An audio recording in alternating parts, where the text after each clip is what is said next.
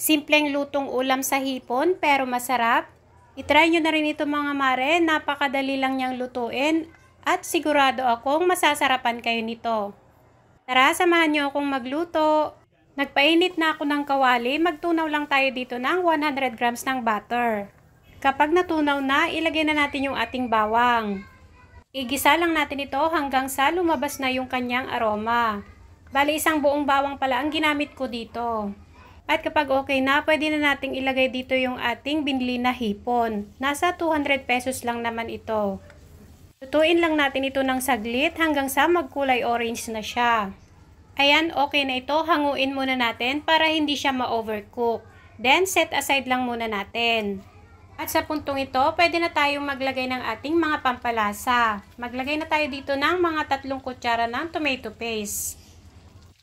Haluin lang natin ito hanggang sa mag-well combine na sila.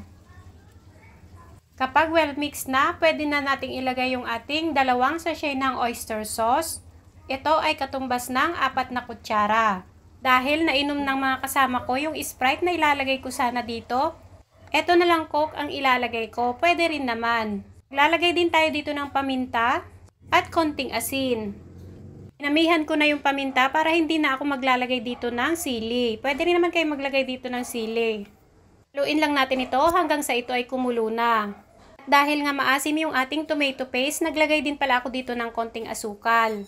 Kapag napansin niyo na medyo lumapot na yung sauce, pwede na nating ilagay yung ating hipon. Halu-haluin lang natin ito hanggang sa ma-absorb na ng hipon yung ating sauce. Lutuin lang natin ito ng mga hanggang 1 minuto. Yan, pwede na rin natin ilagay yung ating mais. Nilaga ko na pala ito kanina pa. Pwede rin naman kayong magdagdag dito ng ibang seafood, tahong or pusit. Para sa akin ay okay na itong hipon. Yung complete ingredients po natin ay lalagay ko na lang ulit sa ating comment section box. Ayan, kapag nahalo na natin ito ng mabuti, pwede na nating patayin yung ating kalan. Okay na ito. At pwede na siyang iserve habang mainit-init pa.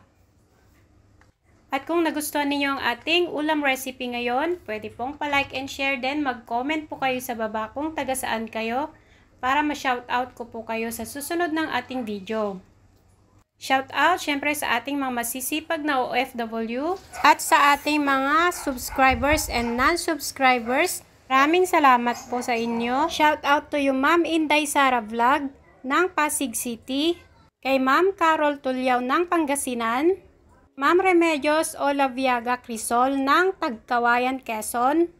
Salamat po sa panonood. Bye everyone!